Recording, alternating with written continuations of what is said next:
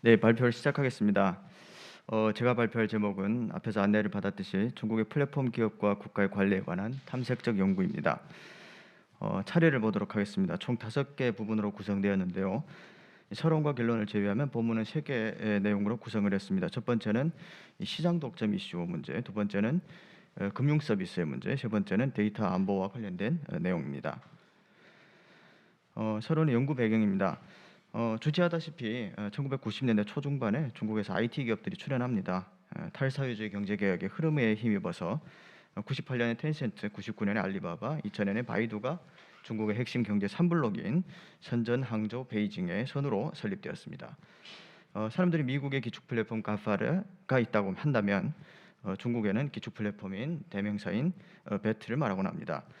2020년부터 중국 정부는 플랫폼 기업들에 대해서 관리라는 명목으로 다양한 규제 정책을 실시하기 시작했는데요. 이 중국 발전의 상징이면서 현재 중국인의 일상의 많은 부분을 책임진 이 플랫폼 기업임에도 불구하고 국가는 왜 강도 높은 관리를 시작하게 되었을까? 이 부분이 이제 본 연구의 배경이 되겠습니다. 그럼 이러한 국가 플랫폼 기업의 관계를 어떻게 바라볼 것인가가 본 연구의 프레임인데요. 이 부분은 보통 중국의 국가 사회 관계를 설명할 때 사용하는 정치적 권위주의 하에서의 경제적 자유주의라는 틀로 보려고 합니다. 주지하다시피 중국에서 기업의 성장은 시장의 원리에만 기대어 설명할 수 없었다라는 게 기존의 학계의 어떤 이제 그 주장이었습니다. 중국 정부는 지금 매우 공격적으로 기존의 광케이블이나 통신산업, 교통망 등의 인프라에 거액을 투자했습니다. 이런 인프라는 오늘날 전자상거래를 발전시키는 데 결정적인 요인으로 작용했습니다. 또한 자국산업 보호라는 측면에서 외국 플랫폼의 기업이 중국에 진출하는 것을 제도적으로 제한을 했고, 이로 인해 중국의 플랫폼 기업들이 경쟁적이지 않은 상태에서 국내 시장을 확보할 수 있었습니다. 또 플랫폼 기업을 육성하기 위한 것은 아니었지만 민족주의나 이제 애국주의는 중국인들이 제품이나 서비스를 이용할 때 국산을 이용하게 하는데 매우 큰 영향을 미쳤습니다. 따라서 이는 플랫폼 기업이 성장하는데 매 단계마다 중국 정부의 지분이 있다는 의미이고, 이는 정부가 필요하다고 판단하면 기업의 운영에 바로 문제 제기하거나 개입할 수 있는 정당성, 명분, 합법성을 모두 가지고 있다는 뜻입니다. 플랫폼 기업은 매우 치열한 혁신을 통해 성장하기도 했습니다. 이 중국 남부 중국의 사람들이 비즈니스를 매우 선호한다는 문화가 전자상거래 발전의 밑거름이 되었습니다.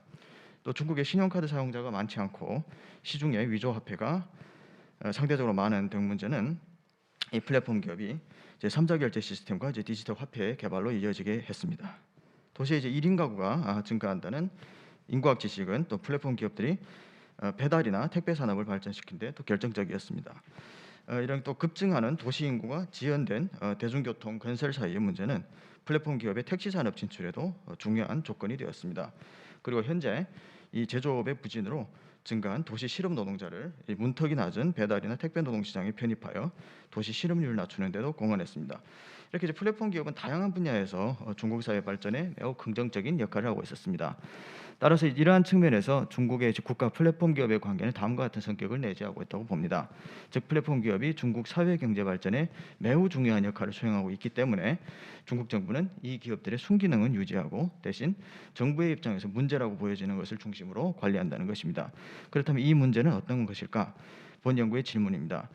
이 플랫폼 기업은 성장하는 과정에 어떤 문제를 내재 또는 유발했고 국가는 이 문제를 어떻게 관리하려고 했는가?입니다. 이제 시장 독점 이슈와 관련된 부분입니다. 이제 먼저 플랫폼 기업 사이의 사용자 확보 경쟁과 독점 문제 부분인데요. 그림 1과 그림 2는 최근 6년 알리바바와 텐센트의 사용자 규모와 매출의 변화입니다. 사용자 규모의 측면에서 두 기업은 약 8억 명 이상의 국내 사용자를 확보하고 있습니다. 매출도 꾸준히 증가했는데요. 사용자 증가와 매출의 증가가 정비례하고 있다는 것을 알 수 있습니다. 이 말은 플랫폼 기업이 지속적인 성장을 하려면 이 사용자 확보 경쟁이 필수였다는 뜻인데요. 근데 중국의 이제 내수 시장이 무한대로 확대될 수 있는 시장이 아니기 때문에 이 과정에서 플랫폼 기업 사이에 독점 이슈가 발생하게 되었습니다. 2014년 텐센트와 치호 사이, 2015년 알리바바와 징둥 사이, 그리고 2019년 알리바바와에 대한 집단 고발 등 문제가 바로 이 선택 강요 이슈와 관련된 부분이었습니다. 거대 플랫폼은 자신의 사용자들이 경쟁 플랫폼을 이용하지 말라고 요구했는데, 이에 대해 경쟁 플랫폼들은 이 거대 플랫폼이 시장 지배적 지위를 남용하여 사용자들에게 선택을 강요한다고 합니다. 이 부분이 바로 이제 정부가 생각을 하고 있던 시장 독점 이슈와 관련된 부분이었습니다. 다음은 이제 플랫폼 기업과 지역 상공인, 소상공인 사이의 독점 이슈였습니다. 이 문제는 2020년, 그러니까 작년 하반년에 집중적으로 출현했습니다. 코로나19로 도시민의 생활이 이제 비대면이 되면서 사람들은 단체 구매를 하기 시작했는데요. 이 플랫폼 기업들이 이 시장이 신규 시장이라고 판단하고 손해를 보더라도 고객 확보 차원에 뛰어들었습니다. 이로 인해서 주택가의 이 자영업자들이 크게 피해를 보기 시작을 했습니다. 이제 이런 문제가 집중적으로 제기되자 중국 정부는 2020년 11월 10일에 이 플랫폼 경제 영역의 반독점 지침 초안을 공개합니다. 2007년에 반독점법이 제정되었지만 플랫폼 기업을 대상으로 한 구체적인 제도화는 이번이 처음이었습니다. 이는 이후 정부는 선으로 플랫폼 기업들에 대해 다양한 관리를 시작하는데요. 올해 2월 7일에 이 초안이 수정 보완되면서 최종안이 되었고, 이 최종안에 의해서 알리바바가 첫 번째 관리 대상이 되었습니다. 다 아시다시피 4월 10일에 당국은 알리바바의 선택 강요 문제를 삼고 약 27.8억 달러의 벌금을 했습니다. 플랫폼 기업의 금융 서비스와 관련된 부분을 보도록 하겠습니다. 첫 번째는 이제 마윈이 말하는 이제 핀테크와 테크핀과 관련된 이슈인데요. 이 부분이 중국 내에서는 꽤 큰 어떤 이제 논쟁을 유발했습니다. 2016년을 전후로 해서 마윈이 자신이 이제 알리페이, 즉 알리바바의 금융 서비스는 당시 유행하는 핀테크가 아니라 테크핀이라고 그 선후 순서를 조정해서 말합니다. 그의 말은 이제 다양한 해석을 하는데 정리하면 기존의 이제 국유은행 중심의 금융 서비스는 어쩌면 핀테크이고, 이 핀테크는 전통적인 의미에서의 신용이 있는 사람들만 사용할 수 있는 것이고, 그런데 이제 자신이 제공하는 테크핀은 이 국유은행의 금융 서비스를 제공받지 못하는 사람들을 대상으로 한 서비스라고 이해할 수 있습니다. 여기에도 나와 있듯이 IT로 뭐 20%의 사람들이 수혜를 보았다면 자신은 나머지 80%의 사람들에게 수혜를 보게 한다라고 합니다. 2020년에 엔트그룹에 상장을 하는데 당시 엔트그룹의 이름도 이 그 금융이라는 부분을 빼고 기술이라는 이름으로 등록을 했는데요. 그런데 이제 자신이 금융 기업이 아니고 이제 기술 기업이라고 하지만 결국 금융 상품을 이제 판매하는 이런 회사이기 때문에 정부 당국은 그대로 이제 받아들일 수 있는가 하는 문제가 또 발생을 했습니다. 이제 엔트그룹의 매출을 크게 견인한 게 알리페이 수수료와 개인과 소상공인이 판매한 대출 상품이었습니다. 실제로 엔트그룹은 자산유동화 증권을 개발해서 판매했는데 약 30억 위안의 자본금을 40여 회 순환을 통해서 3천여억 위안으로 대출합니다. 이런 부분에 대해서 금융당국은 금융 리스크가 매우 크다라고 생각을 했던 것 같습니다.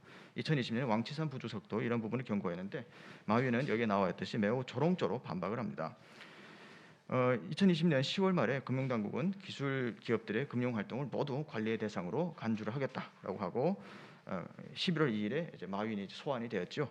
그러면서 계속해서 지금 어쩌다가 TV에 나오면 뉴스가 될 수 있는 그런 상황이 되어버렸습니다. 마지막으로 이제 데이터 안보와 관련된 부분입니다. 먼저 중국 내 데이터 안보 문제인데요. 이 문제는 테슬라 자동차에서 비롯되었습니다.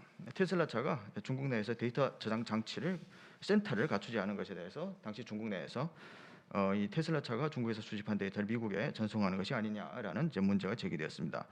2021년 올해 5월에 테슬라는 중국에 데이터 센터를 건설을 했고 중국의 데이터는 모두 중국 내에 보관되어 있다라고 합니다.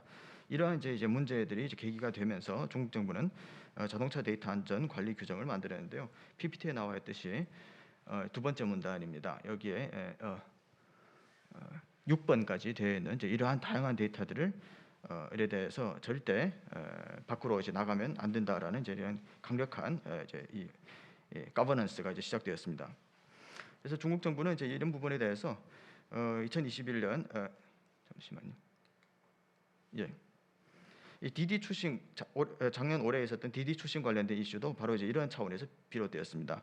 그러니까 2021년에 디디 추싱이 미국에 상장을 했는데 상장 직전에 중국 정부가 이제 조사를 하기 시작을 했습니다. 그런데 사실 이제 이때 당시까지만 해도 큰 문제가 없었는데 2015년에 제작된 디디 추싱의 보고서가 갑자기 인터넷상에 유통이 됐습니다. 이제 그림 3과 같이 중국 정부의 부처에서 출발한 자동차 차량, 도착한 차량, 그리고 사람들의 일상의 동선이 자세하게 기록되어 있는 보고서였습니다. 이 보고서는 당시에는 별로 주목받지 못했는데 데이터 안보 문제가 불거진 상태에서 다시 등장하면서 중국 정부가 왜 디디 추싱을 이렇게 강도 높게 처벌하는지 이해했다는 이제 분위기였습니다.